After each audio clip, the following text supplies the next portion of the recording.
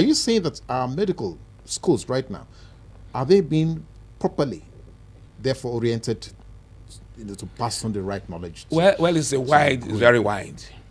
It's very wide. I got to know about all this, after years of even practice.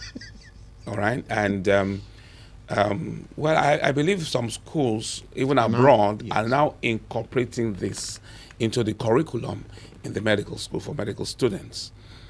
Like I said before, medical practice has been more on the solutes, the hard things that are dissolved in the water, solvent, in the body, in the yes. water. All right, and the water cannot be 70% of the human body and not properly taken care of or ignored. We can no longer ignore water. Now, the current health minister, incidentally, actually made a pronouncement that alternative medicine or alternative medicine practitioners should be integrated into orthodox medicine schools and all that. They will be given some kind of curriculum to be able to come into schools and then teach or pass on knowledge and all that. You seem to support that? Of course. You see, because over 90% of diseases as a result of what we eat and what we drink. All right, and if that is true. And it's true, then we must look at nature in dealing with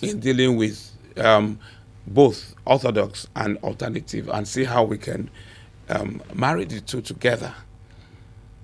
Because the reason why a lot of people are ill one way or the other, one disease or the other, is because we're actually not, like I said initially, we're not drinking water, we're not drinking enough water, and we're actually eating wrong things. Paul, a lot of people are going to get angry with you now. Now, you cannot discountenance the fact that the environment where people live now, under the conditions where they work, we might not be able to eat the way our parents used to eat. That is fresh vegetables, fresh meals every day, 24 hours, 365 days, because you just go to the market virtually every hour to get what you're going to eat. But nobody's going to do that in Lagos or Abuja or Port Harcourt. Well, the markets are there, but you see, things changed when we began to have things like deep freezers and microwave ovens. The deep freezer actually for the food is like a mortuary. It's like a morgue. Yes, you see, because the food that we cook, we are killing the food. The food that we cook and eat, that soup was dead the moment it came out of the burner. You understand what I'm saying? That food was dead. We cook our food until we destroy all everything, the nutrients in them, and after doing that, we now go and keep them in the morgue. And then the next day we want to go back to them. You would not burn more. We destroy them more in the microwave. The microwave is a destroyer, and we don't need it. This campaign, I'm sure, will not probably get many assents when it comes to married women. So, have you been able to share this position at home with your wife? We are into it together, and our microwave some years ago got spoiled, and when I knew all about this, I did not just throw it away. I destroyed it before I threw it away, because I thought it was evil to allow somebody else pick it up, repair it, and use it. You felt that passionate about it? Of course. I physically smashed it before I threw it away. Now, but your position right now would not seem to have any pass mark with industrial designs, those who are saying to us that we need to find a way to keep life going whilst we're still working, because I'm sure that's where all this is coming from. That's right. Yeah, people are saying, look, you got to be on your feet 24 hours and you have to replenish yourself, energize the body and all that. So you're taking the food as you're working. So what would happen to people if we remove all the deep freezers and all the microwave ovens? Well, we want to cut short the number of hours people are working. We want to ensure that there's a canteen, proper canteen in NTA here, for instance, Which we have. you have, and the food must be Fresh. alive. And everybody, you must go and have a meal where you're supposed Take to have a break meal. from work. Take a break from work, go and eat.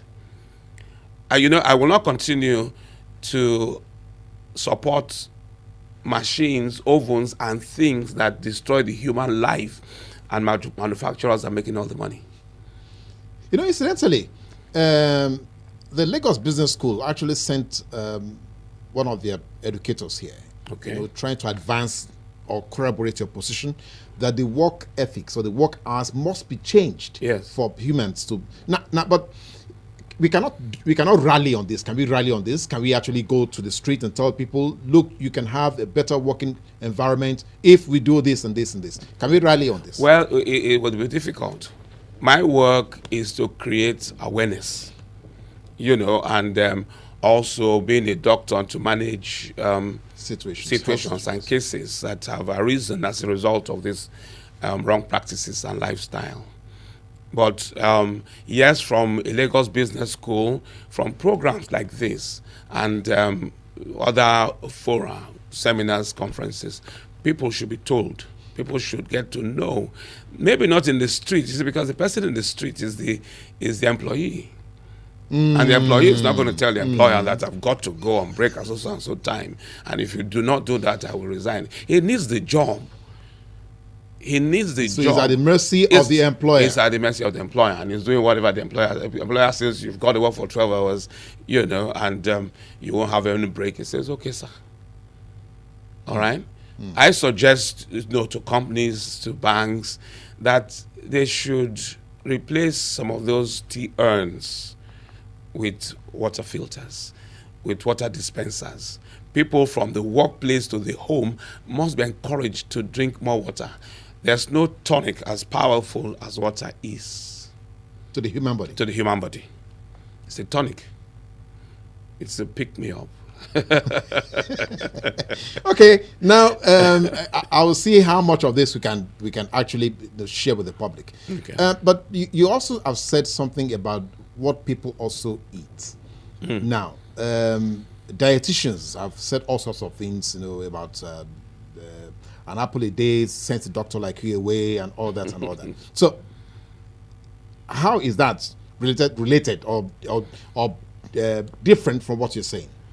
Well, there are different categories of dietitians.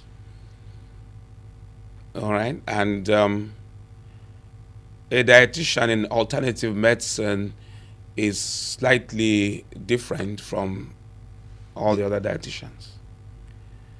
The dietitian that we speak about are probably people that suggest, what this patient should eat and all sorts of things. But a dietitian in alternative medicine is actually going to use what you eat to treat you, because he knows that having eaten the wrong things, that disease has come about.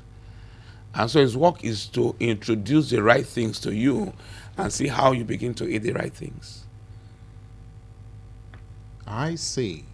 So a medical practitioner in alternative medicine, is a dietitian. You see, Yes. Those are the things that we use.